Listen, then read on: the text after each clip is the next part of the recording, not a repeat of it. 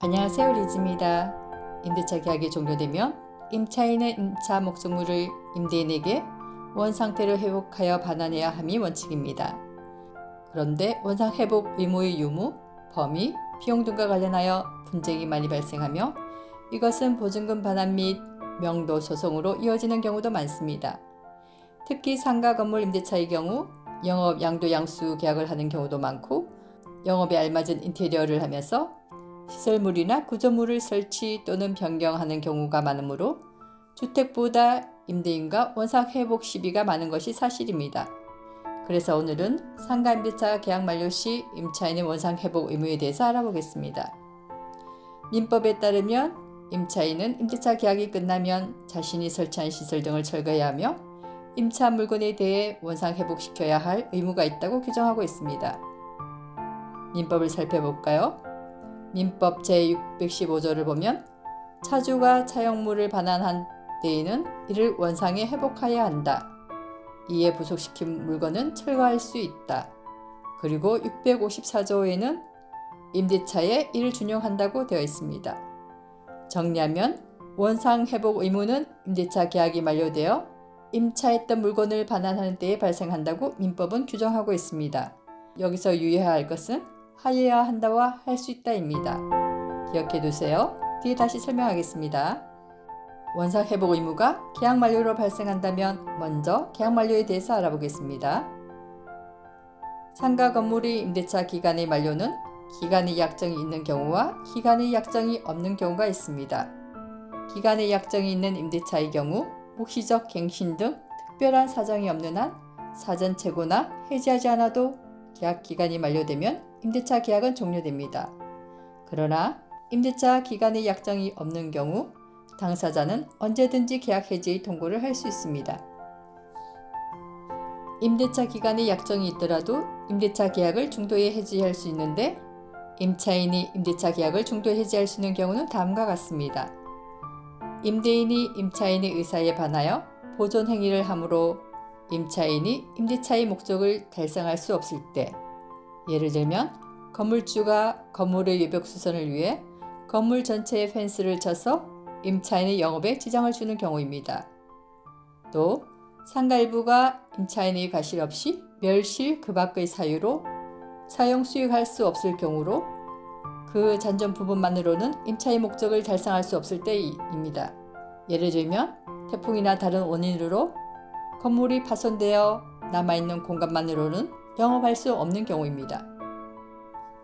반대로 임대인이 해지할 수 있는 경우는 임대인의 동의 없이 임차권을 양도하거나 건물을 전대한 경우, 3회에 걸쳐 차임을 연차한 경우, 계약 또는 그 상가 건물의 성질에 따라 정해진 용법으로 이를 사용 수익하지 않은 경우입니다. 예를 들면 학원을 하기로 임차했는데 유흥주점으로 사용한 경우입니다.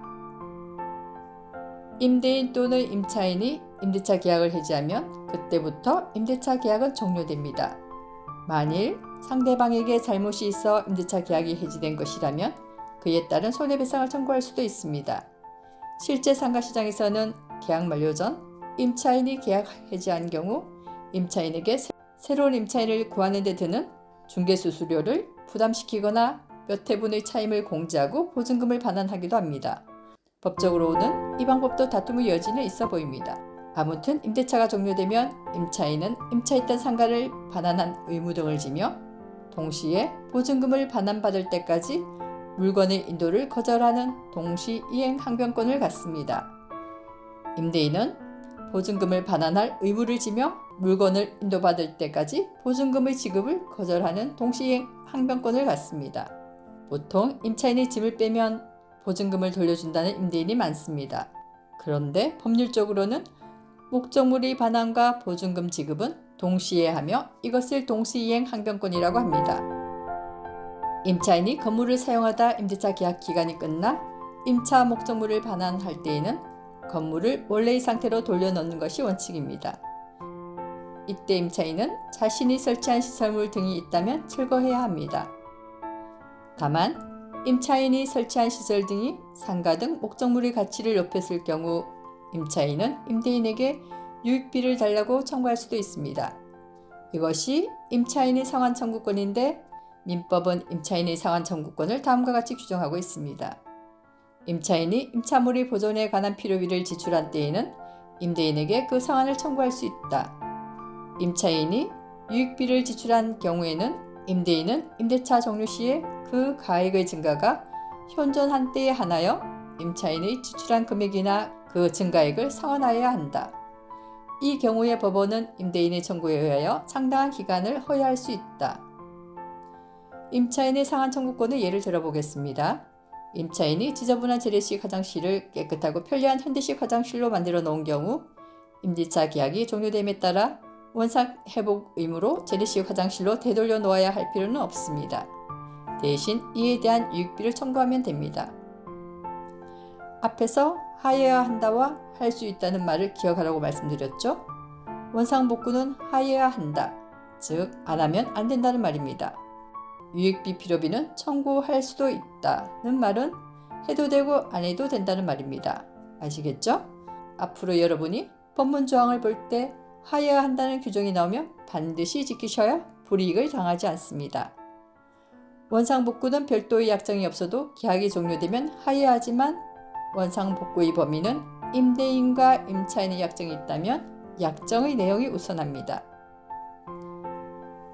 약정이 없다면 임차인의 회복 범위는 입점 당시 상태를 기준으로 원상복구를 해야 하며 입점 당시 상태에 대한 입증 책임은 임차인에게 있습니다.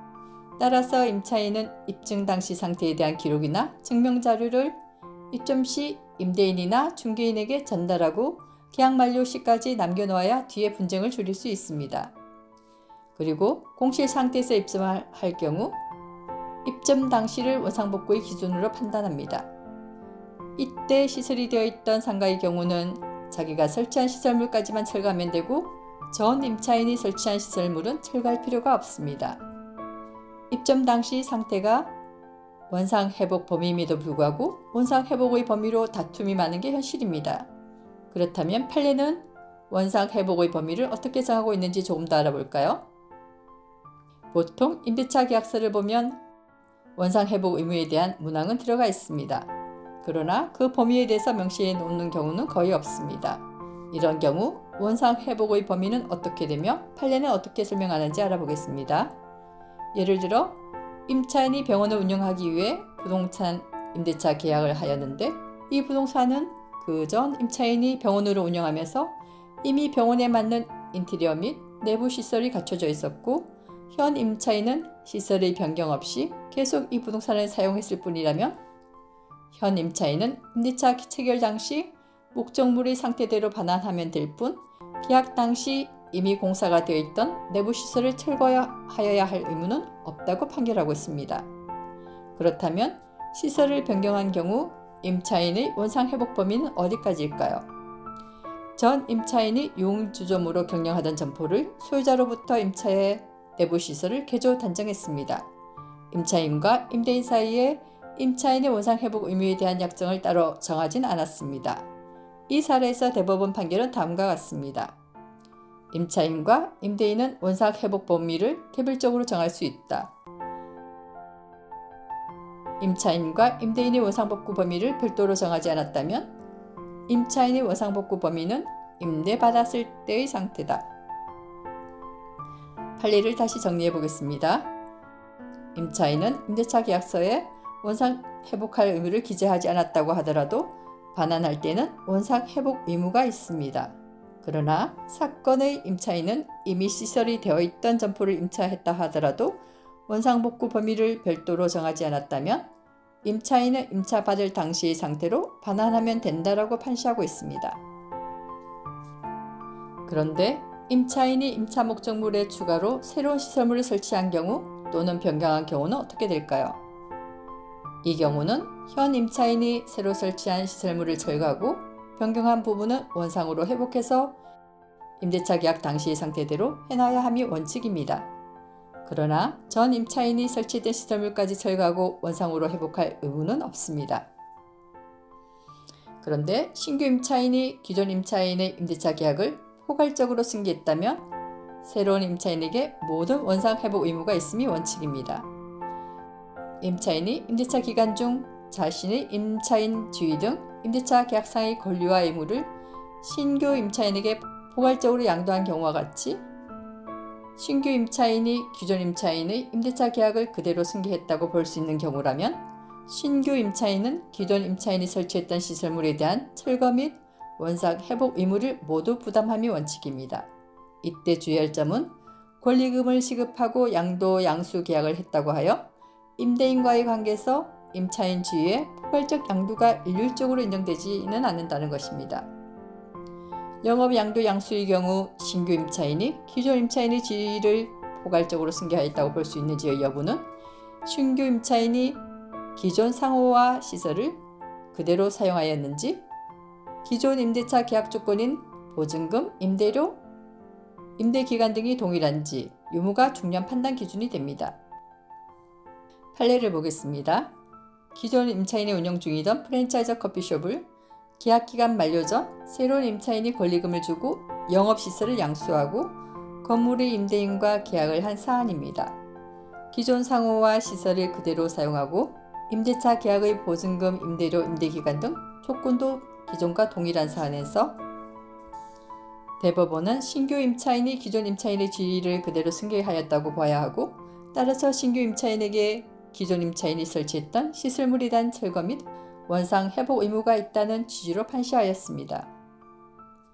반면에 커피점 양도 양수 계약을 하였지만 신규 임차인과 기존 임차인 간의 임대차 계약과 계약 기간, 차임 등 계약 조건이 다른 사안에서는 기존 임대차 계약을 단순히 승계한 것이 아니고 새로운 임대차 계약이므로 기존 임차인이 설치했던 시설물까지 신규 임차인이 철거할 의무는 없다라고 판시하였습니다. 여기까지 내용을 다시 정리해보면 임차인은 임대차 계약이 종료되면 계약서에 명시하지 않았다고 하더라도 원상 회복 의무를 지며 그 원상 회복의 범위는 계약서에 명시하지 않았다고 하더라도 계약 당시 상태까지만 원상 회복하면 된다. 다만 계약 당시 상태에 대한 입증 책임은 임차인에게 있다. 그런데 포괄 양도 양수 계약을 한 경우 전 임차인과 임대차 계약 조건이 동일하다면 새로운 임차인은 전 임차인의 원상 회복 의무까지 지면 되고, 포괄 양도 양수 계약이라 할지라도 계약 기간이 동일하지 않다면 자신이 원상 복구 의무만 지면 된다. 그런데 이러한 의무가 있음에도 불구하고 특약이 있을 경우 그 특약을 우선으로 한다. 이렇게 판례가 있음에도 불구하고 원상 회복의 분쟁은 쉽게 해결되지 않는데 그 이유는 시설물이라는 것이 경계를 구분하여 분리하기 쉽지 않고, 또한 상가의 경우 계약 사항마다 허가나 영업권, 시설권 같은 권리관계가 복잡하기 때문입니다. 그래서 기존 임차인이 설치했던 시설물에 대한 철거 및 원상회복 의무를 신규 임차인이 부담해야 하는지 여부가 쟁점이 되는 실제 소송에서는 여러 가지 요소가 서로 얽혀 있어 어떤 기준에 따라 일률적으로 판단하기보다는 구체적 계약 내용 및 사정에 따라 개별적으로 판단될 가능성이 높습니다. 법원도 원상회복 의무의 내용과 범위는 임대차 계약의 체결 경위와 내용, 임대 당시 목적물의 상태, 임차인이 수리하거나 변경한 내용 등을 고려하여 구체적, 개별적으로 정해야 한다고 판시하고 있습니다. 따라서 임대차 계약 종료 시 임대인과의 분쟁을 피하려면 임대차 계약서 작성 당시 원상 회복 의무를 부담하는지 여부, 부담한다면 원상 회복 의무의 범위와 정도가 어떤지 등에 대해 최대한 구체적으로 명시하는 것이 좋습니다. 그리고 시설물이라는 것이 완전하게 분리되지 않는 경우가 많으므로 계약 만료 후 문제가 될 여지가 있는 시설물을 추가로 할 경우에는 사전에 임대인과 의논한 다음에 하는 것이 좋습니다. 그리고 임대차 종료에 따른 원상 회복 의무를 지체한 경우 임차인의 임대인이 입은 손해를 배상해줘야 하므로 원상 회복 의무가 발생하면 지체하지 말고 임대인과 합리적인 타협을 보고 임대인은 어느 정도 타협이 되면 지체하지 말고 보증금을 반환해야 합니다. 다시 강조하면 계약 목적물의 반환과 보증금 반환은 동시이행 관계입니다. 동시이행 관계란 네가 먼저 내가 원하는 조건을 들어줘야 나도 네가 원하는 조건을 들어준다는 말이 아닙니다. 동시이행 관계란 나의 의무와 권리가 동시에 발생한다는 뜻입니다. 따라서 나의 권리만 주장하지 말고 의무도 함께 고려한다면 법적 분쟁이 줄어들지 않을까 하는 생각이 듭니다. 여러분의 합리적인 부동산 경제활동을 응원하며 이상 닥터부동산 이지였습니다. 구독, 좋아요, 알림 설정으로 많은 관심 부탁드립니다.